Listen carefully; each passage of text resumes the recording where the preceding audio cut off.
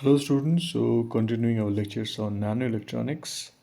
In this lecture, we will give a further insight into the tunnel junctions that we have previously discussed. So a tunnel junction, as you know, as you have observed in the case of a Coulomb blockade, can be visualized as a parallel plate capacitor. Now, ideally, you cannot have a current passing through a parallel plate capacitor.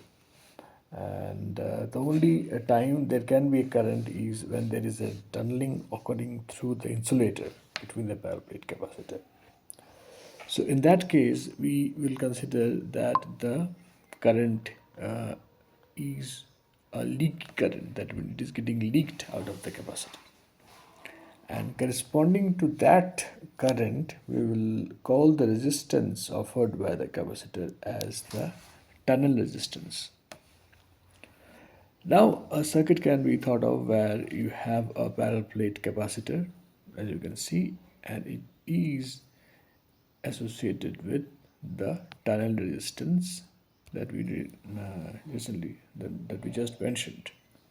Now, this is an ideal plate capacitor in parallel to a tunnel junction. Now, in this case, the current in this state is simply given by this expression, is equal to C into rate of change of voltage, and there is no current as previously told for an ideal capacitor. Now, when this tunnel junction, and this is also known as the tunnel junction, where you have a positive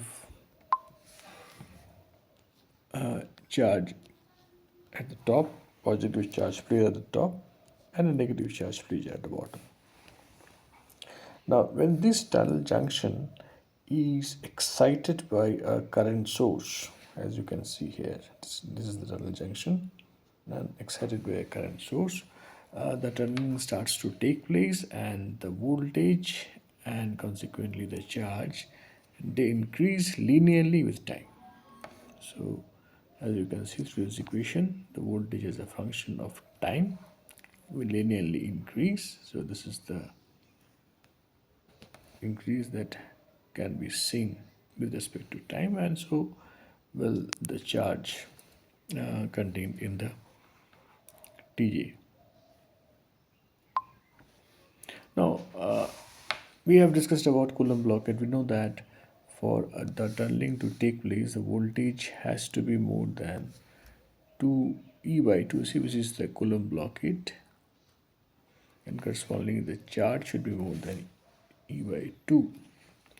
Now, suppose there is a tunneling that has taken place, that is, an electron has moved from the lower plate minus Q to the positive plate plus Q.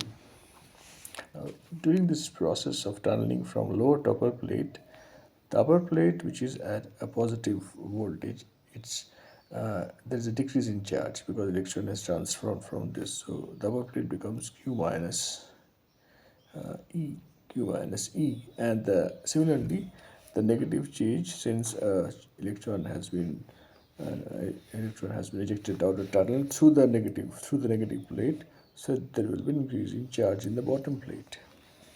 Okay. So this process will cause a decrease in the value of the voltage. This process, and the process will continue. So this can be visualized as it is a discrete process, one electron by electron. So this process will continue, and if you plot it, the voltage, it will show a plot like this. So also called a sawtooth form of curve. So voltage across the capacitor, it tends to oscillate by increase and decreasing, and there is the time period of oscillation, which is the electric charge divided by the constant current source supply. And if we assume that the current is of the order of nanometric dimension, is the order of nanoamperes, 10 to the power minus 9 amperes, then you can see the time period of oscillation, it comes out to be 10 to the power minus 10 seconds. And this is called single electron transistor oscillations.